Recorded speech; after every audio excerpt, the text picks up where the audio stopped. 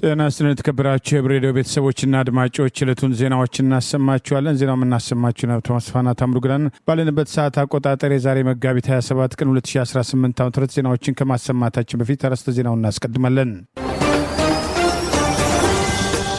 ድንገተኛ የተጠናከረ የፋኖ ጥቃትና ያገዛዙ ሽንፈት፣ የምርኮኛው ኮሎኔል ምስክርነት፣ ኢትዮጵያን እንታደግ ጥሪው፣ የሳናው መልእክት፣ እምነት አልባው የቤት ግንባታ፣ የጀነራሉ የአዲስ አበባ ጉዞ፣ የቀጠለው የነዳጅ ሙስና፣ የኤርትራ ወታደሮች የአሜሪካ ቀጠሮ መቃረብና ኢራን የሚሉና ሌሎችም ወቅታዊ ዜናዎች አሉን። ዝርዝሩን እንሆ።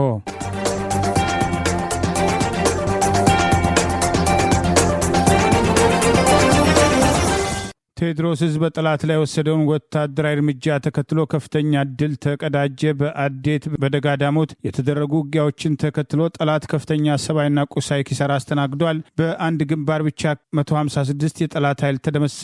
ሌተናል ኮሎኔሉ ተማርኮ ተናዟል። የአማራ ፋኖ ብሔራዊ ንቅናቄ ምዕራብ አማራ ቀጠና ቴዎድሮስ ህዝብ ዛሬ መጋቢት 27 ቀን 2018 በተለያዩ ግንባሮች የነበሩ ውጊያዎችን አስታኮ ባወጣው መረጃ በጠላት ላይ ከፍተኛ ሰብአዊና ቁሳዊ ኪሳራ በማድረስ አንድ ሌተናል ኮሎኔል ደመላሽ አሰፋ የተባለውን በመማረክ በርካታ ተተኳሽ የነፍስ ወከፍና የቡድን መሳሪያ ማርኮ ድል መቀዳጀቱን አስታውቋል። የቴዎድሮስ ህዝብ 102ኛ ኮር ሁለት ከተማዎች ላይ ጠላትን በመደምሰስ ወታደራዊና ፖለቲካዊ ድል መቀዳጀቱን የጠቀሰው መረጃ ሰሜን ጎጃም ዞን አዴት ከተማ የነበረው አንድ ሻለቃ ሙሉ ለሙሉ መደምሰሱን ገልጿል። ጠላት ከአንድ ዓመት በላይ ማዘዣ ጣቢያ በማድረግ ሲጠቀምበት የነበረውን የአዴት ፖሊስ ጣቢያን በመቆጣጠርና ጠላትን በመደምሰስ በርካታ የቡድንና የነፍስ ወከፍ መሳሪያና ተተኳሽ መማረክ ያሉንም አስታውቋል። የቴዎድሮስ ህዝብ ግንኙነት መምሪያ በዝርዝር ባወጣው በዚሁ መረጃ 156 የጠላት ኃይል የተደመሰሰ ሲሆን ከነዚህ መካከል 97 ባንዳ ሚሊሻ፣ 37 ባንዳ አድማ ብተናና 22 ያገዛዙ ስልጣን አስጠባቂ ጦር አባላት መሆናቸውን ጠቅሷል። 7 ለጠላት አገልግሎት ሲሰጡ የነበሩ ተሽከርካሪዎች ከጥቅም ውጭ እንዲሆኑ የተደረገ ሲሆን 159 የነፍስ ወከፍ መሳሪያ፣ 14800 የብሬን ተተኳሽ፣ 14984 የክላሽ ተተኳሽ፣ 159 የነፍስ ወከፍ መሳሪያ የተማረከ ሲሆን የብሬንና የክላሽ ተተኳሽ 27784፣ 61 የእጅ ቦምብ፣ 221 የክላሽ ካዝና፣ 5 ኩንታል ከስክስና ሚሊቴሪ፣ 24 የደረቅ ትጥቅ፣ 12 የወገብ ትጥቅ መማረክ የቻለበት ከፍተኛ ወታደራዊ እርምጃን መሆኑን ጠቅሷል። በዚሁ የአዴት ከተማ አገዛዙ ላይ በተወሰደው የተጠና ወታደራዊ እርምጃ በግፍ ለዘመናት ፋኖን ትደግፋላችሁ ማለት ሲሰቃዩ የነበሩ 206 የፖለቲካ እስረኞችን ነፃ ማድረጉንም አስታውቋል። በሌላ ግንባር ሰሜን ጎጃም ዞን ጎንጂ ቆለላ ከተማ መሽጎ የነበረው የጠላት ኃይል መደምሰስ የተቻለ ሲሆን ቴዎድሮስ ህዝብ 102ኛ ኮር በተመሳሳይ ሰዓት ጎንጂ ቆለላ ወረዳ በመግባት 103 የጠላት ኃይል የደመሰሰ ሲሆን ከዚህ ውስጥ 89ኙ ባንዳ ሚሊሻዎች፣ 24 ያገዛዙ ስልጣን አስጠባቂ ወታደራዊ አባላት ሲሆኑ 58 የነፍስ ወከፍና 3480 ተተኳሽ በማድረግ ታሪክ መስራቱን፣ በሁለቱ ግንባሮች አዴትና ጎንጂ ቆለላ በተደረገ ውጊያ 217 የነፍስ ወከፍ መሳሪያ፣ 31264 ተተኳሽ በማድረግ ታሪክን በእጁ ፋኖ ጽፏል በማለት የአማራ ፋኖ ብሔራዊ ንቅናቄ ቴዎድሮስ ህዝብ ግንኙነት መምሪያ ዛሬ መጋቢት 27 ቀን 2018 ባወጣው በዚሁ መረጃ ገልጿል። ይህ በእንዲህ እንዳለ የቴዎድሮስ ህዝብ 109ኛ ኮር እና የእዙ ኮማንዶ ዩኒት በጋራ ባደረጉት ውጊያ የምስራቅ እዝ ነባር መኮንኖች የረገፉበት ምድር ደጋዳሞት ላይ አንድ ሌተናል ኮሎኔልን ጨምሮ በርካታ ሰራዊት መማረኩ ተገልጿል። በሰራዊት ውስጥ 27 ዓመት ማገልገሉን ያረጋገጠው ሌተናል ኮሎኔል ደመላሽ አሰፋ በፋኖ ተማርኮ ፋኖ ይችላል በማለት የደረሰበትን ሽንፈት አረጋግጧል። የጠላትን ሎጂስቲክ ሙሉ በሙሉ በዚህ ግንባር መረከቡን የጠቀሰው ቴዎድሮስ ህዝብ 102ኛ ኮር በታቀደና በተቀናጀ ውጊያ በቦታው የነበረውን ጠላት በመደምሰስ የአዴትና የጎንጂ የጠላትን መለያ መሳሪያና ተተኳሽ ግምጃ ቤት ሙሉ በማስገባት መረከቡን የአማራ ፋኖ ብሔራዊ ንቅናቄ ህዝብ ግንኙነት ኃላፊ አርበኛ አስረስ ማረ ዳምጤ ጨምሮ ገልጿል። ገና ጅምር ላይ ነን፣ ይቀጥላል። በነገራችን ላይ አብይ አህመድ ኮሎኔል ማርከው እጅ ወደ ላይ አስብለው ፋኖ ይችላል እንዲል ያሰኙት ሁለቱ ጀግኖች ከምርኮኛው ኮሎኔል ደመላሽ የኮሮ አዛዥና የእዙ ኮማንዶ ዩኒት አዛዥ መሆናቸውን ጭምር ጠቅሰዋል። የኢትዮጵያ የመከላከያ ሰራዊት ነኝ። የኢትዮጵያ የመከላከያ ሰራዊት ነኝ። ፋኖ ማርኮኛል። ፋኖ ይችላል። በተለያዩ የኢትዮጵያ ክፍሎችም እጅግ በድህነት አረንቋ ውስጥ የወደቁ በሚሊዮኖች የሚቆጠሩ ዜጎችን መታደግ ያስፈልጋል ሲል አንድ ምዕራባዊ የግብረሰናይ ድርጅትም ጥሪ አቀረበ። ለስኮትላንዱ የካቶሊክ ዓለም አቀፍ የእርዳታ ተቋም በእንግሊዝኛው ምህጻረ ቃል SCIAF የሚሰራው ቤን ዊሰን በቅርቡ በኢትዮጵያ የገጠመውን አስገራሚና አሳዛኝ ገጠመኞቹን ዛሬ ለንባብ ለበቃው ሰንደይ ሜል ጋዜጣም አጋርቷል። የ37 ዓመቱ ቤን ወደ ሰሜን ኢትዮጵያም ትግራይ ክልል ክልል ባደረገው ጉዞ የመጠጥ ውሃ ለማግኘት ንጋት 10 ሰዓት ላይ በመነሳት ከ5 ሰዓታት በላይ ተጉዛ 20 ሊትር ውሃ በመሸከም ለቤተሰቦቿ ውሃ በማምጣት ከዚያም ወደ ትምህርት ቤት የምትጓዘውን ሂሩት ሐሺም በትምህርት በጦርነት በጉልበት ስራ ውስጥ ያሳለፈችውን ፈታኝ ህይወቷንም ታዝቧል። አዲስ አበባ ከተማ ውስጥ የተለያዩ ዘመናዊ እንቅስቃሴዎች መኖራቸውን የህዝብ አቀባበልም የተመለከተው የግብረ ሰናይ ድርጅቱ ሰራተኛ ቤን ከ130 ሚሊዮን ኢትዮጵያን ውስጥ 40 ከመቶ ያህሉ በከፍተኛ የድህነት አረንቋ ውስጥ አሳዛኝ በሆነ ህይወት ውስጥ እየኖሩ ይገኛል። ይህንን ህዝብ ለመታደግ ዓለም አቀፋዊ ጣልቃ ገብነትም ያሻልም ብሏል። ወደ ደቡብ ኢትዮጵያ ክልል የተጓዘው ቤን ለተከታታይ ዓመታት በተከሰተው ድርቅ ምክንያትም የተጎዳው ህዝቡ ብቻ ሳይሆን አጠቃላይ መልክዓ ምድሩ በመሆኑ ኑሯቸውን በአርብቶ አደርነት ላይ የተመሰረተም ኢትዮጵያን ሁሉንም ነገር አጥተዋል። ድርቅ ከዚህ ቀደም ያስከተለዋል ብዬ ያልጠበቅኩትን አሳዛኝ ክስተትን በአይኔ ተመልክቻለሁ። እነዚህም በሚሊዮኖች የሚቆጠሩ ኢትዮጵያን የቀንድ ከብቶቻቸውን ሀብት ንብረታቸውን አጥተዋል። ለተመልካች ልብን ይሰብራል በማለትም ቤን ገጠመኙን አጋርቷል። ዓለም በመካከለኛው ምስራቅም ጦርነት የተነሳም በነዳጅ በኃይል በማዳበሪያ በምግብ አቅርቦት በሚቸገርበት በዚህም የፋሲካ በዓል ወይም በዓለ ትንሣኤ ወቅት ጠብታ ውሃ ለማግኘት ለሰዓታት በእግር የሚጓዙትን ቤት ንብረትም ያጡትን በሚሊዮኖች የሚቆጠሩ ኢትዮጵያን ቢያንስም የጉድጓድ ውሃ የሚያገኙበትን ከረሃብ ከጥማት የሚታደጉበትን መንገድም እንፈልግላቸው ማለትም የእርዳታም ጥሪ አቅርበዋል። በአምባሰል በተደረገ ተጋድሎ ስልታዊ የማጥቃት እርምጃ የወሰደው ፋኖ የጠላት አከርካሪ መስበሩን ገለጸ። በቆቦና በሮቢት ግንባሮችም ድል መቀዳጀቱን የአማራ ፋኖ ብሔራዊ ንቅናቄ ምኒልክ ዕዝ አስታውቋል። የአማራ ፋኖ ብሔራዊ ንቅናቄ አፋብን ምስራቅ አማራ ቀጠና ምኒልክ ዕዝ ዛሬ መጋቢት 27 ቀን 2018 በተለያዩ ግንባሮች የነበሩ አውደ ውጊያዎችን አስታኮ ባወጣው መግለጫ የዕዙ 102ኛ ኮር 35ኛ ክፍለ ጦርና ከ104ኛ ኮር 24ኛ ክፍለ ጦር የተውጣጡ የፋኖ አህዶች ዛሬ መጋቢት 27 ቀን 2018 ከረፋድ ጀምሮ እስከ ምሽት ድረስ በቅንጅት ባደረጉት ውጊያ በአምባሰል ከፍተኛ ድል በጠላት ላይ መቀዳጀታቸውን ገልጸዋል። በአምባሰል ወረዳ መነሻቸውን ከአበትና ከውጫሌ ያደረጉ ያገዛዙ ስልጣን አስጠባቂ ኃይሎች በወረዳው ሚለዋ ተብሎ በሚጠራው ቀበሌ እየተንቀሳቀሱ ባለበት ሊመከት የማይችል ከባድ የደፈጣ ጥቃት እንደተሰነዘረባቸውና ጠላት ከፍተኛ ሰብአዊና ቁሳዊ ኪሳራ ማስተናገዱን ይኸው መረጃ ጠቅሷል። አረፋፍዶ የተጀመረው ተጋድሎ እስከ ምሽት 12 ሰዓት ተኩል ድረስ የዘለቀ ሲሆን በዚህም የጠላት ኃይል የተሰነዘረበትን ጥቃት መከታክቶት ተፍረክርኮና ተሽመድምዶ ለመበታተን መገደዱን ይኸው መረጃ ጠቅሷል። በተጋድሎ ለጊዜው ቁጥራቸው በውል ያልታወቀው ያገዛዙ ስልጣን አስጠባቂ ወታደሮች ሲደመሰሱ ቀሪው ኃይል ቁስለኛውን እያዝረከረከ ወደ ውጫሌ ከተማ ለመፈርጠጥ መገደዱን ምኒልክ ዕዝ ዛሬ ባወጣው በዚሁ መግለጫ ጠቅሷል። በተመሳሳይ ምኒልክ ዕዝ 11ኛ ክፍለ ጦር ራያ ቆቦ ሮቢት በምሽት በመግባት የተሳካ ግዳጅ በመፈጸም ድል ማስመዝገቡን አስታውቋል። ምኒልክ ዕዝ 101ኛ ኮር 11ኛ ክፍለ ጦር 4ኛ ሻለቃ የተወሰኑ አባላት ራያ ቆቦ ሮቢት ከተማ ምሽት 1 ሰዓት በመግባት ራሱን አድማ ብተና እያለ የሚጠራውን ጸረ አማራና ሆዳም ኃይል ላይ ድንገተኛ ጥቃት በመሰንዘር አንድ ጓድ ቲም ሙትና ቁስለኛ በማድረግና 2 ክላሽ ከነሙሉ ትጥቁ በመማረክ ድል መቀዳጀታቸውን አስታውቋል። 1ኛ ኮር 11ኛ ክፍለ ጦር መሰል ተደጋጋሚ ግዳጆችን በመፈጸም በርካታ ምርቂ ድሎችን ያስመዘገቡ መሆኑን የጠቀሰው መረጃ ዛሬም የአማራ ፋኖ ብሔራዊ ንቅናቄ ያወረደውን የምህረት አዋጅ ባለመቀበል የፋሽቱ ብልጽግና አገዛዝ ተልዕኮ እያስፈጸሙ በተገኙ በአንድ አድማ ብተና አባላቶች ላይ የማያዳግም እርምጃ በመውሰድ ድል መጎናጸፉን ዛሬ መጋቢት 27 ቀን 2018 ምኒልክ ዕዝ ባወጣው ተጨማሪ መረጃ ገልጿል። በዚሁ ቀጠና 106ኛ ኮር 31ኛ ክፍለ ጦር የብልጽግና የምርጫ ቁሳቁስ በተሸከሙ ሎሌዎች ላይ ዛሬም የማያዳግም እርምጃ መውሰዱን አስታውቋል። የአማራ ፋኖ ብሔራዊ ንቅናቄ ምኒልክ ዕዝ 106ኛ ኮር 31ኛ ክፍለ ጦር በደላንታ ወረዳ ፀሐይ መውጫ መከለት በተባለ ቦታ በአማራ ሕዝብ ላይ ጦርነት ያወጀው ብልጽግና አገዛዝ የምርጫ ኮረጆ ተሸካሚ ሎሌዎች ላይ የተሳካ ኦፕሬሽን ማካሄዱን አስታውቋል። ዛሬ መጋቢት 27 ቀን 2018 ከፀሐይ መውጫ መከለት ሸዋብር ተንቀሳቅሶ ማህበረሰቡን የምርጫ ካርድ አውጡ በማለት እያስገደደ በነበረ የብልጽግና ተላላኪ ካድሬዎችን የጫነ ፓትሮል ላይ ድንገተኛ የደፈጣ ጥቃት በመሰንዘር በፋኖ ጥቃት ተሽከርካሪዋ ስትገለበት ፓትሮል ውስጥ የነበሩት የአገዛዙ ምርጫ ተልዕኮ ፈጻሚዎች የፓትሮሏ ሾፌር ታጠቅ ኃይለ ልዑል የተባለው ወታደሮችን ጨምሮ ሰብአዊና ቁሳዊ ኪሳራ ማስተናገዳቸውን ይኸው መረጃ ገልጿል። የብልጽግና የጥፋት ፕሮጀክት ለማሳለጥ በሚጎብጡ ተላላኪ ተላላኪዎች ላይ ክፍለ ጦሯ በወሰደችው ቅስፈታዊ እርምጃ የአካባቢው ማህበረሰብ በእጅጉ መኩራቱን፣ በተመሳሳይ ለአገዛዙ በባንዳነት የሚንቀሳቀሱ ወዳደር ተላላኪዎች ከጥፋት እርምጃቸው እንዲገቱ በማስጠንቀቅ ይህን በማያደርጉት ላይ የሚወሰደው እርምጃ ተጠናክሮ እንደሚቀጥል አፋብን ምስራቅ አማራ ቀጠና ምኒልክ ዕዝ 106ኛ ኮር ህዝብ ግንኙነት መምሪያ ዛሬ መጋቢት 27 ቀን 2018 ባወጣው ተጨማሪ መረጃ ገልጿል። በዓለማችን ላይ ከ1 ቢሊዮን በላይ ተከታዮች ያላት የሮማ ካቶሊካዊት ቤተክርስቲያን መሪ አቡነ ሊዮ 14ኛው ዓለም አቀፋዊ እርቀ ሰላምና ከአመፃ ነፃ የሆነ ዓለም ሊፈጠር ይገባልም ሲሉ ጥሪ አቀረቡ። ዛሬ እሁድ በምዕራባውያን ክርስቲያኖች ዘንድ የሚከበረውን የፋሲካ ዕለትን በተመለከተ በቅዱስ ጴጥሮስ አደባባይ ለተሰባሰቡ በሺዎች ለተቆጠሩ ምዕመናኖች መልእክት ያስተላለፉት የመጀመሪያው የቤተክርስቲያኒቱ አሜሪካዊ አባት ፖፕ ሊዮ 14ኛው በዓለማችን የነገሰው ያለመተማመን ኢፍትሐዊነትም ጦርነትና በሰብአዊነት ላይ ሊሰለጥን አይገባም።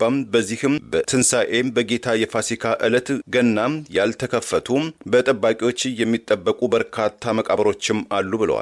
ብፁዕነታቸው በዚህ መልእክታቸው እነዚህ ለአንሾችም የሚከብዱ በሰው ልጅም ልብ ውስጥ የሚገኙ ድንጋዮችም ያለመተማመን፣ ፍርሃትም፣ ራስ ወዳድነትና ጥላቻ የመሳሰሉት ሲሆኑ እነዚህ ውስጣዊ ድንጋዮችም ከጦርነትም ከኢፍትሐዊነትና በህዝቦች መካከል መለያየትን በመፍጠር ፈተናዎች በመሆናቸው እኛም የሰው ልጆችም እንዲያሸማቀቁን እንዲያሽመደምዱን እድል መስጠት የለብንም የሚልም የሰላም ጥሪም አቅርበዋል። የትንሣኤ በዓል ሚስጥሩ ጌታ ኢየሱስ ክርስቶስ በሞት በጥላቻ ላይ ድል በማድረግ ሰላምና ፍቅር ያሰፈነበት መሆኑን ከቅዱስ መጽሐፍ ያጣቀሱትም አቡነ ሊዮ የዓለም መሪዎችም ለስልጣን ለመቆጣጠር ወይም ለበላይነት በሚል እሳቤ የሚያካሄዱትም ጦርነትም እና ግጭትን እንዲያቆሙ እባካችሁም እናንተ የጦር መሳሪያ ያነገባችሁ የዓለማችን ኃያላን መሳሪያዎቻችሁን ለሰላም ሲባል አዘግዝቁም፣ እናንተ ጦርነትን የምታካሄዱ ሰላምን ምረጡ በማለትም ስም ሳይጠቅሱ ለሁሉም ኃያላን የሰላም ጥሪም አቅርበዋል።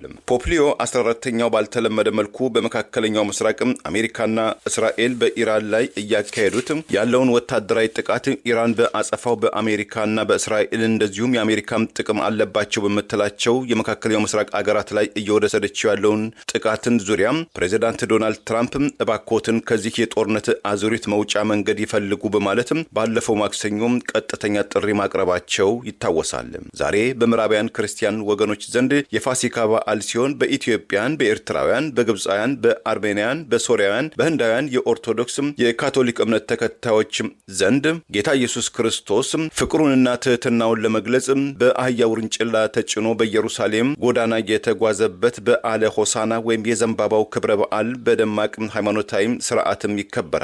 በዓሉን ለምታከብሩ በሙሉ የዝግጅት ክፍላችን መልካም የሆሳና በዓል ይሁንላችሁ ዘንድም ልባዊ ምኞቱን ይገልጻል። በኢትዮጵያ ውስጥ ዜጎች በሃይማኖታቸውና ማንነታቸው ሳቢያ የዘር ጭፍጨፋ ጭምር ሲፈጸምባቸው ዝምታ በመምረጥ ወቀሳ የሚቀርብበት አህመዲን ጀበል ኢትዮጵያ ከኖሮ የዲፕሎማሲ መርሃ በማፈንገጥ የጠቅላይ ሚኒስትሩ አስተዳደር በተባበሩት መንግስታት ድርጅት ስብሰባ መድረክ ላይ እስራኤልን የሚኮንነውን የውሳኔ ሀሳብ ባለመቃወሙ ጠንከር ያለ ወቀሳን ሰንዝሮ እርምት እንዲደረግ ጠየቀ። ድምጻችን ይሰማ በሚለው እንቅስቃሴ የሚታወቀውና ለውጥ የተባለው አብይ አህመድ ወደ ስልጣን ከመጡ በኋላ ቀደም ሲል ከሚያራምደው አቋም በተቃራኒ በማራመድ በአማራ ብሔር ተወላጆች ላይ እስልምና እምነት ተከታዮችን ጨምሮ በኦሮሚያ ክልል ወለጋና በተለያዩ አካባቢዎች ላይ የሚፈጸሙ የዘር ጭፍጨፋዎችን ባለመቃወሙ ወቀሳ ሲቀርብበት የነበረው አህመዲን ጀበል የሐረርጌ የዘር ፍጅትና የጄኔቫው ተቃውሞ ማለት የጠቅላይ ሚኒስትር አብይ አህመድ አስተዳደር ቀደም ሲል በኢትዮጵያ ዲፕሎማሲ መስክ ይታወቅ የነበረውን አቋም በተቃራኒ በእስራኤል ላይ ጠንከር ያለ የውሳኔ ሀሳብ በቀረበበት የተባበሩት መንግስታት ድርጅት መድረክ ላይ የውሳኔ ሀሳቡን ባለመደገፍ ያራመደው አቋም ከአድዋ ድልና ኢትዮጵያ በጣሊያን ወረራ ወቅት ከደረሰባት ዲፕሎማሲያዊ ጫና ተቃራኒ የፓን አፍሪካኒዝም መነሻ የሆነችውን አገር የሚያሳንስ ዲፕሎማሲያዊ እርምጃ በመሆኑ በአስቸኳይ እንዲታረም ሲል ጥሪ አቅርበዋል። ኢትዮጵያ በዓለም አቀፍ መድረክ ያላት ክብር የሚመነጨው ለዘመናት ካካበተችው የነጻነት ታሪክና ለፍትህ ከምትሰጠው ጽኑ ድምፅ እንደሆነ አምናለሁ ያለው አህመዲን ጀበል በግልጽ ደብዳቤው በቅርቡ በጄኔቫ በተካሄደው 61ኛ የተባበሩት መንግስታት መንግስታት የሰብአዊ መብቶች ምክር ቤት መደበኛ ስብሰባ ላይ በእስራኤል ህገወጥ የሰፈራ ግንባታና ወረራ በተያዙ የፍልስጤም ግዛቶች ላይ የሚፈጸሙ የሰብአዊ መብት ጥሰቶችን የሚኮንነውን የውሳኔ ሀሳብ ቀርቦ 34 ሀገራት ለፍትህና ለዓለም አቀፍ ህግ የበላይነት ድምጻቸውን ሲሰጡ የእርሱ አስተዳደር ግን ይህንን የሰፈራ ግንባታ የሚቃወመውን ውሳኔ ባለመደገፍ አልቃወምም የሚል ድምፅ አቅርበዋል። ይህንን በማድረጉ በከፍተኛ ደረጃ አዝናለሁ በሚል በግልጽ ደብዳቤው ላይ አስቀምጠዋል። የጠቅላይ ሚኒስትሩ አስተዳደር የወሰደው ዲፕሎማሲያዊ እርምጃ ከሀገሪቱ ታሪክ፣ ስነ ልቦና፣ ከዲፕሎማሲያዊ ሴቶችና ከገዛ ህዝባችን ቀኝ አልገዛም በሚል ሲፋለም ካሳለፋቸው የመከራ ጋር ፍጹም የሚጋጭ ሆኖ አግኝቼዋለሁ። ስለሆነም ውሳኔው እንደ ዜጋ እንዲታረም በታላቅ አክብሮት ጠይቃለሁ በማለት የተለያዩ ታሪካዊ ሁኔታዎችን በመጥቀስ ጥሪ አቅርበዋል። የኢትዮጵያዊ ማንነታችን ካጸኑ መሰረቶች አንዱ በሆነው በአድዋ ፍልሚያ ሜዳ የጸናው ለእውነት መቆምና ወረራን በጽኑ መቃወም የሚለው የቆየ ሴታችን እንደሆነ አምናለሁ ያለው አህመዲን ጀበል ይህ በ1896 አባቶቻችን ያስመዘገቡት የአድዋ ድል ለእኔ የአንድ ሀገር ስኬት ብቻ ሳይሆን የመላው ጥቁር ህዝቦችና በዓለም ዙሪያ የሚገኙ የተገፉ ወገኖች ሁሉ የነጻነት ፋና እንደሆነ ይሰማኛል በማለት ይህንን ድል የሚያስቀጥል የአድዋ ሙዚየምን የገነባ መሪ የአድዋን መሪ የሚቃወም ዲፕሎማሲያዊ አቋም እንዴት አራመደ በማለት ሰፋ ባለው ግልጽ ደብዳቤው ላይ ወቀሳ አቅርበዋል። ሊግ ኦፍ ኔሽን የጋራ ደህንነት መርህና የጄኔቫው ድምፅ አሰጣጥ በተመለከተ ኢትዮጵያ በጣሊያን በተወረረችበት ወቅት አፄ ኃይለሥላሴ በሊግ ኦፍ ኔሽን ቀርበው በኢትዮጵያ ላይ የሆነ ያለውን በተመለከተ ዛሬ በእኛ ላይ የደረሰው ነገ በእናንተ ላይ ይደርሳል በማለት ያስጠነቀቁበት የጋራ ደህንነት መርህ ማንኛውም አይነት ወረራና የመሬት ነጠቃ በጽኑ የሚቃወም እንደነበር በማስታወስ የጠቅላይ ሚኒስትሩ አስተዳደር ከዚህ መርህ ማፈንገጡ በወቅቱ ኢትዮጵያ ዓለም አቀፉ ማህበረሰብ በወራሪዎች ላይ እርምጃ እንዲወስድና ለተገፉ ወገኖች እንዲቆም ስትሟገት የነበረው ያ የሞራል መሰረት ዛሬ በተመሳሳይ ሁኔታ ውስጥ ለሚገኝ የፍልስጤም ህዝብ የእውነት ድምፅ እንድንሆን ታሪክ ያስገድዳል በማለት በወቀሳ አንስተዋል። እስራኤላውያን የዲያስፖራ አባላት በሐረርጌ ለመስፈር የነበራቸውን እቅድ አፄ ኃይለሥላሴ የተቃወሙበትን እርምጃ ጭምር በማስታወስ የጠቅላይ ሚኒስትሩ አስተዳደር በአሁኑ ወቅት የያዘው አቋም በጊዜው አፄ ኃይለሥላሴ ያንን ውሳኔ ቢወስኑ ኖሮ በፍልስጤም ህዝብ ላይ የደረሰው ዛሬ በእኛ ላይ ደርስ ነበር በማለት በማነጻጸር የጠቅላይ ሚኒስትሩን ዲፕሎማሲያዊ አቋም ተችቷል። ኢትዮጵያ በአፓርታይድ ትግል ወቅት ኔልሰን ማንዴላ ወታደራዊ ስልጠና በመስጠት የኢትዮጵያ ጉዞ ፓስፖርት የገንዘብ ድጋፍ በማድረግ ለደቡብ አፍሪካ ነጻነት የነበራትን ግንባር ቀደም ሚና የሀገራችን ታሪክ ኩራት እንደነበርና ዛሬ የጠቅላይ ሚኒስትሩ አስተዳደር የያዙት አቋም ከዚህ ተቃራኒ ነው በማለት የሰላ ትችት አቅርበዋል። አህመዲን ጀበልን ጨምሮ የተለያዩ ታዋቂ ግለሰቦች መንግስቱ የኛ ነው በሚል የጠቅላይ ሚኒስትሩ አስተዳደር በህዝብ ላይ ያወጀውን ግልጽ ጦርነት በዝምታ ከመመልከት አልፎ በኦሮሚያ ክልል በአማራ ብሔር ተወላጆች ላይ አነጣጥሮ ሲፈጸም የነበረውን ጭፍጨፋ መሰረት ማድረግ የእስልምና እምነት ተከታይ የሆኑ የአማራ ብሔር ተወላጆች ጭምር ከነቤታቸው ተዘግቶባቸው ሲቃጠሉ ዝምታ መምረጡ በተደጋጋሚ በወቀሳ ሲነሳ የቆየ ሲሆን ዛሬም በአማራ ህዝብ ላይ የተከፈተው ጦርነት በኦሮሚያ ክልል እየተካሄዱ ያሉ ጥቃቶችን አይቶ እንዳላየ በመሆን ባህር ተሻግሮ ለፍልስጤም ተቆርቋሪ መምሰሉ እርስ በርሱ የሚጋጭ አቋም የሚል ትችትና አስተያየትም ተከትለው ቀርበዋል። መጅሊሱም በኦሮሞ የበላይነት እንቆጣጠራለን በማለት ይህንን ለማድረግ የጠቅላይ ሚኒስትሩ ድጋፍ የነበረው አህመዲን ጀበል ሃይማኖትን ሽፋን ያደረጉ የአክራሪነት እንቅስቃሴዎችን በመደገፍ በተለይም በኦርቶዶክስ እምነት ተከታዮችና ሃይማኖት አባቶች ላይ እየተፈጸመ ያለው ጥቃት በተመለከተ ዝምታ ከመምረጥ አልፎ ከእንቅስቃሴዎች ጀርባ እጃቸው አለበት ተብሎ ከሚጠረጠሩ መካከል ስሙ ሲጠቀስ መቆየቱ አይዘነጋም። በህዝብ ላይ ጦርነት ሊታወጅ አይገባም በማለት በፋኖ የተማረከው ሌተናል ኮሎኔል ገለጸ። በሰራዊቱ ውስጥ የፖለቲካ ጉዳይ ውይይት አይደረግም። የፖለቲካ ጉዳይ ይመለከታቸዋል ተብለው የሚጠሩት ለአገዛዙ የታመኑ ጥቂቶች ብቻ መሆናቸውና አሸናፊ የሌለው የእርስ በርስ ጦርነት ሊቆም ይገባል በማለት አስተያየቱን ሰጠ።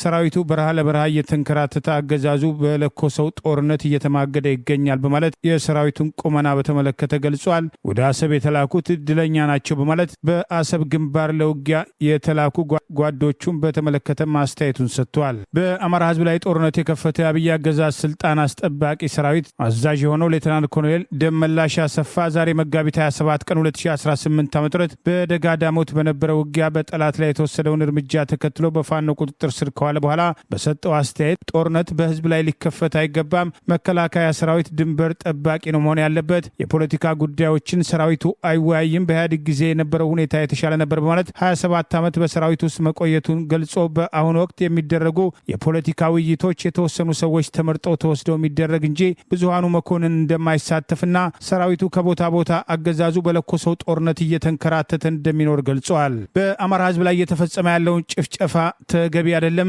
የእርስ በርስ ጦርነት አሸናፊ የለውም፣ ነገር ግን ጦርነት በቃ ጦርነት ይቁም ብሎ በፖለቲካ ለመወያየት እድል አልተሰጠንም፣ አይፈቀድልንም። በፖለቲካ ጉዳይ እንዲወያዩ የሚፈለጉት ጥቂት ሰዎች ናቸው፣ እነሱ ተመርጠው ይሄዳሉ፣ ሌላው ግን እድል የለውም፣ ሲንከራተት ይኖራል በማለት በጦርነቱ እየደረሰባቸው ያለውን ሽንፈትና ለፋኖ እጁን መስጠቱ ፋኖ እንዳሰበው ሳይሆን ከህዝብ ጋር ተዋግቶ ያሸነፈ ኃይል የለም በማለት አገዛዙ በብሪት የከፈተው ጦርነት እንደማያሸንፍ ጭምር በፋኖ የተማረከው ሌተናል ኮሎኔል ደመላሽ አሰፋ ቃሉን ሰጥቷል። የአማራ ፋኖ ብሔራዊ ንቅናቄ ቴዎድሮስ ዕዝ 109ኛ ኮር እንዲሁም የእዙ ኮማንዶ ዩኒት በጋራ ባደረጉት ውጊያ የምስራቅ ዕዝ ነባር መኮንኖች የረገፉበት ምድር ደጋዳሞት ላይ ሌተናል ኮሎኔል ደመላሽ አሰፋና በርካታ ሰራዊት የተማረከ ሲሆን የጠላት ሎጂስቲክ ሙሉ ለሙሉ ዛሬ በነበረው ውጊያ የተረከቡ ሲሆን መጋቢት 9 ቀን 2018 ዓ.ም ወደ አካባቢው መምጣቱን የገለጸው ሌተናል ኮሎኔሉ ቀደም ሲል ኦሮሚያ ክልል እንደነበርና በአሁኑ ወቅት እየተካሄደ ያለው ጦርነት ሊቆም እንደሚገባም አስታውቋል። ከኮሎኔል በታች ማዕረግ ያላቸው የፋኖ አዋጊዎች በቁጥጥር ስር ያደረጉት ሌተናል ኮሎኔል ደመላሽ አሰፋ ሰራዊቱ የመዋጋት ሞራሉ የወደቀ ከፍላጎቱ ውጭ ለጦርነት የተማገደና ህዝብን መውጋት የሰራዊት ተልዕኮ አለመሆኑን ጭምር በአማራ ህዝብ ላይ የተከፈተው ጦርነት ህዝብን በመጨፍጨፍ ጦርነት እናሸንፋለን ማለት ህዝብን የሚያሸንፍ ኃይል የለም በማለት ምስክርነቱን ሰጥቷል። ኮሎኔሉ የሰጠው ቃለመጠይቅ ከጀርባው ውጊያ እየተደረገ በመሆኑ ሙሉ ለሙሉ ለማካተት ባንችልም የተወሰነ ምስክርነቱን አያይዘናል። የብሔር ተኮር ጦርነት ተገቢ አይደለም። በማንነቱ የሚጠቃ ሰው መኖር መቻል የለበትም ብዬ አምናለሁ። ምክንያቱም የድንበር ጦርነት ካልሆነ በስተቀር ብሔርን ማዕከል ያደረገ ጦርነት ግን አያስፈልግም ባይ ነኝ። እንደኔ ለመንግስት ራሱ እኔም እንደ ሀሳብ የሚያነሳው ነገር ካለ እንደዚህ አይነት ጦርነት መቆም አለበት። አሁን በዚህ አያያዙ መንግስት የሚያሸንፍ ይመስላል እንደው ማለት እንደው ስታዩ እንደ አጠቃላይ እንደ አማራ ክልል ማለት ነው ውጊያውን ስታዩ። በነገራችን ላይ ማንም ሰው ማሸነፍ የሚችለው ሰራዊትና ሰራዊት ተዋግቶ ሊያሸንፍ ይችላል። የእናንተን እንደሚታይ ከሆነ ህዝብ ጋር ተዋግቶ ህዝብን ያሸነፈ ሰው አይቻላል። በኢትዮጵያ ውስጥ በሪል ስቴት ኢንዱስትሪው የህዝብ አመኔታ በመታጣቱ ምክንያት እየተቀዛቀዘ እንደሚገኝ የሪል ስቴት አልሚዎች ማህበር አስታወቀ። ማህበሩ በኢትዮጵያም ከሚያዝያ 15 እስከ ሚያዝያ 18 2018 ዓ.ም የመጀመሪያ የአፍሪካ ሪል ስቴት ማህበር የምስራቅ አፍሪካም ቀጠናዊ ጉባኤ አዲስ አፍሪካ የተሰኘውን የሪል ስቴት ኤግዚቢሽን የምታስተናግድ መሆኑን አስመልክቶ ባወጣው መግለጫ የሪል ስቴት አልሚዎች ማህበር የቦርድ ሰብሳቢው አቶ አለማየሁ ከተማ የሪል ስቴት ኢንዱስትሪው የህዝብ አመኔታ በመታጣቱ እንዳያድግና ወደፊትም እንዳይራመድ እየሆነ ይገኛልም ሲሉ ስጋታቸውን ገልጸዋል። የሪል ስቴት አልሚዎች ለቤት ፈላጊዎች በውላቸው መሰረት ቤቶቻቸውን ገንብተው ባለማስረከባቸው ቃላቸውን ባለመጠበቃቸው ዘርፉን በህዝብ ዘንድ አመኔታ እንዳይኖረው አድርጎታልም ብለዋል። እንደ አቶ አለማየሁ ገለጻም የሪል ስቴት አልሚዎች ገንብተው የማያስረክቡትን ቤት ከገበያ ዋጋ በታች በመሸጥ ላይ የሚገኙ ሲሆን ይህ ደግሞ በርካታ ገንዘብ ከህዝብ በመሰብሰብ ለክስና ውዝግብ መነሻ እየሆነ ይገኛልም ተብሏል። ከዚህም በተጨማሪም አልሚው ለቤት ፈላጊው ማህበረሰብ ታማኝ ሆኖ ቤት ማስረከብ ባለመቻሉ ዘርፉ እየተቀዛቀዘ እየሞተ ይገኛልም ሲሉ አስታውቀዋል።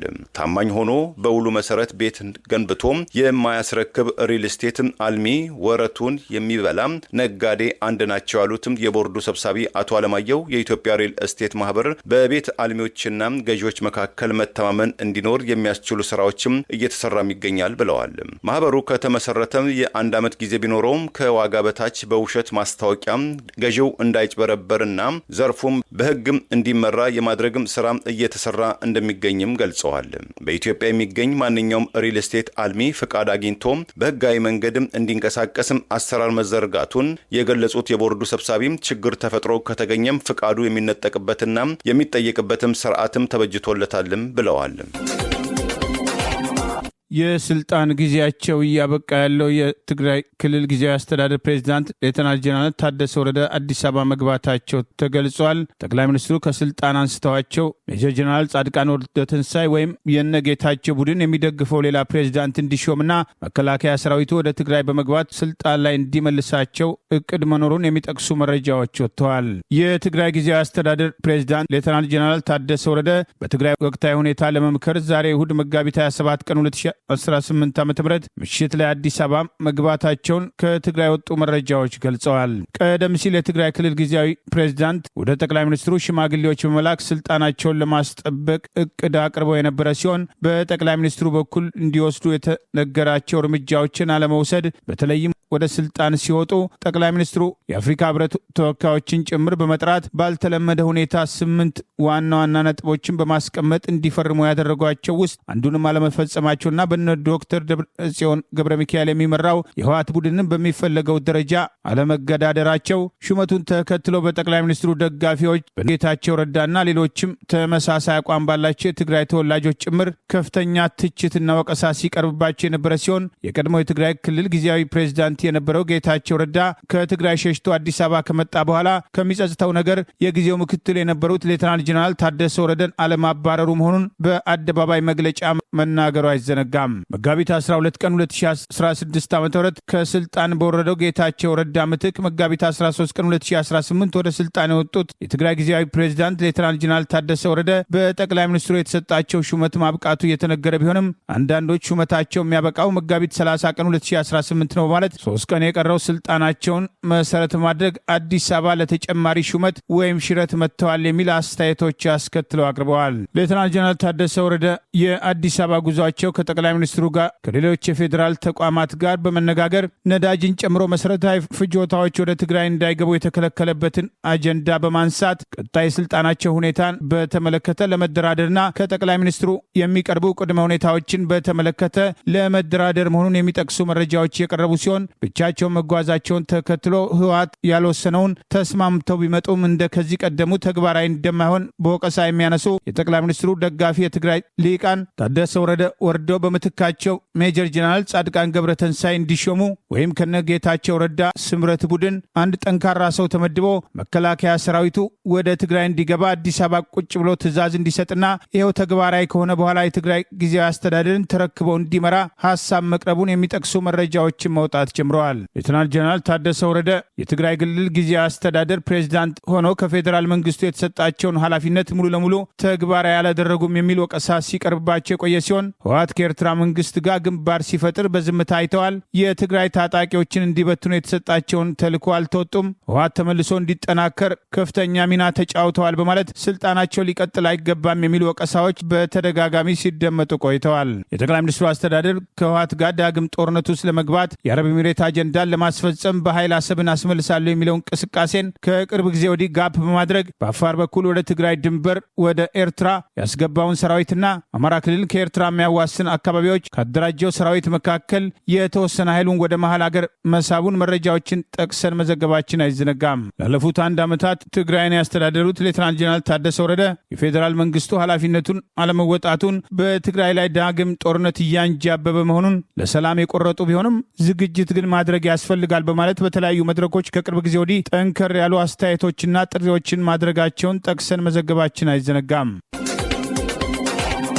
የነዳጅ ስርጭቱ ከፍተኛ የተጨማሪ ዝርፊያ ሰንሰለት መዘርጋቱ እየተገለጸ ነው። በአዲስ አበባ ለነዳጅ የተሰለፉ በትራፊክ ሰሌዳቸው መፈታቱ ቅሬታ አስነስቷል። በተለያዩ አካባቢዎች የህዝብ ማመላለሻ ትራንስፖርት አገልግሎት የሚሰጡ ነዳጅ በጥቁር ገበያ መሸጥ ስለሚያዋጣ አገልግሎት መስጠት ማቆማቸው በህዝቡ ላይ መጉላላት እየፈጠረ መሆኑ ታውቋል። የአገሪቱን ኢኮኖሚያዊ ቀውስ ውስጥ በመክተት የኑሮ ውድነት እንዲባባስ ያደረገውና ጦርነትን የሙጥኝ በማለት በአማራ ህዝብ ላይ የተከፈተውን ጦርነት ጨምሮ በአገሪቱ የተለያዩ አካባቢዎች ከፍተኛ ወታደራዊ ኃይል በማሰማራት የአገሪቱን ሀብት እያባከነ የሚገኘው አገዛዝ በቂ የነዳጅ ማከማቻ ባለመኖሩ ወደ ሀገር ውስጥ የገባው ነዳጅ በአግባቡ ዛሬም እየተሰራጨ አለመሆኑና የነዳጅ ስርጭቱን ተከትሎ ክልከላ በሚል በአደባባይ የወጣው ተግባራዊ ሳይደረግ ለሰፊ ዝርፊያ አስተዋጽኦ ማድረጉን በቅሬታ መነሳት ጀምረዋል። አሽከርካሪዎች በማህበራዊ ገጻቸው እጥረት ላይ ህገወጥነት ሲጨመርበት መዋቅራዊ ድጋፍ ሲያገኝ ምን ሊፈጠር እንደሚችል ማሰብ አይከብድም በማለት አሁን ላይ በችግር ማትረፍ ሁሉም ፈልጓል፣ በጊዜ መላ ካልተባለ በነዳጅ ምክንያት የኑሮ ውድነቱ አሁን ካለው በላይ ጣራ ይነካል። እጥረት በአግባቡ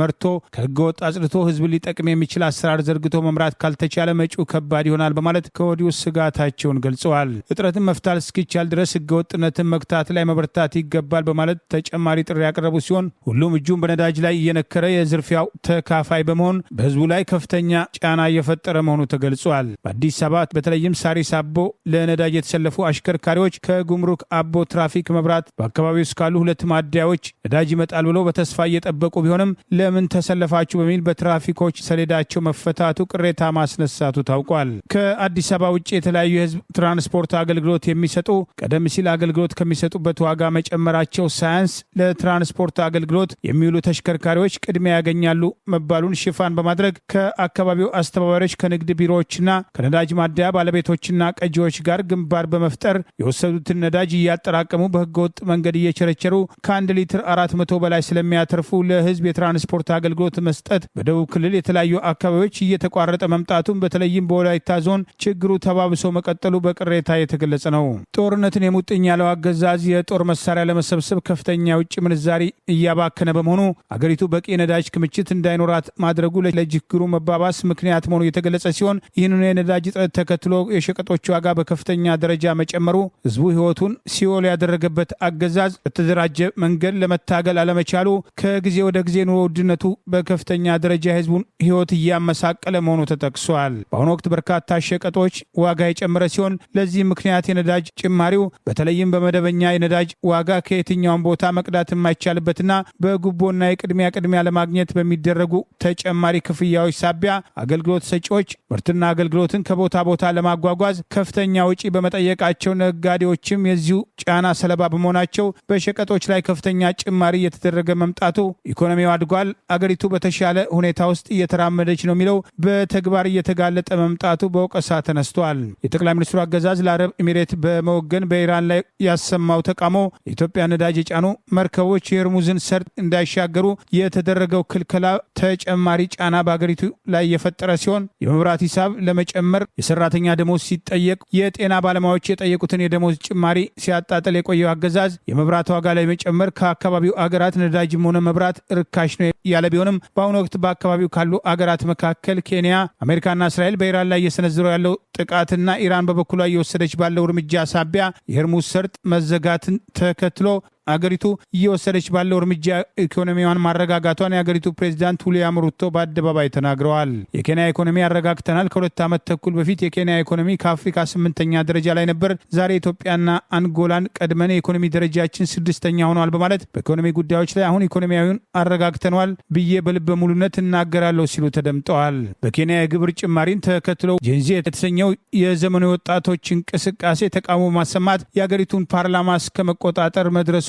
ተከትሎ የተጣለውን የግብር ጫና በኑሮ ላይ የሚያመጣውን ውድነት በመቃወም ፕሬዚዳንቱ በፓርላማ የጸደቀውን ሕግ እስከ መሻር መድረሳቸው አይዘነጋም። በኢትዮጵያ አሽከርካሪዎችም ሆነ ሕዝቡ በየደረጃው ተባብሮ ለመብቱ ባለመቆሙ አገዛዙ ጦርነትን ብቸኛ አማራጭ ማድረግ የአገሪቱን ኢኮኖሚ ቀውስ ላይ መጣሉ በተደጋጋሚ በወቀሳ ሲነሳ ቆይተዋል።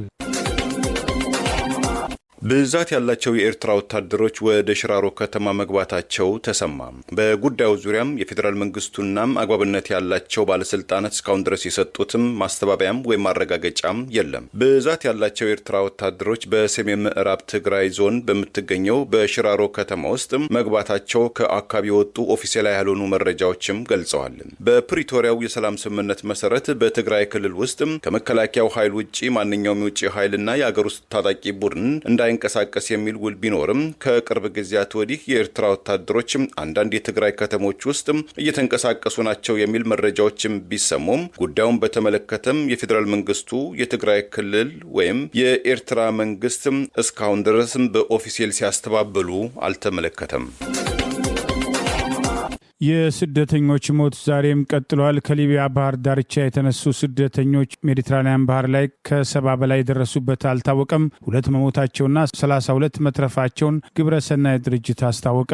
ከሊቢያ ባህር ዳርቻ ተነስተው ሜዲትራኒያን አቋርጠው ወደ አውሮፓ ለመግባት በአነስተኛ ጀልባ የተንቀሳቀሱ ስደተኞች መካከል ከ70 በላይ ስደተኞች ደብዛቸው መጥፋቱና 2 መሞታቸውን 32 በህይወት መትረፋቸው አንድ ግብረሰናይ ድርጅት ጠቅሶ የፈረንሳዩ ዜና አገልግሎት ባወጣው ዘገባ ጠቀሰ።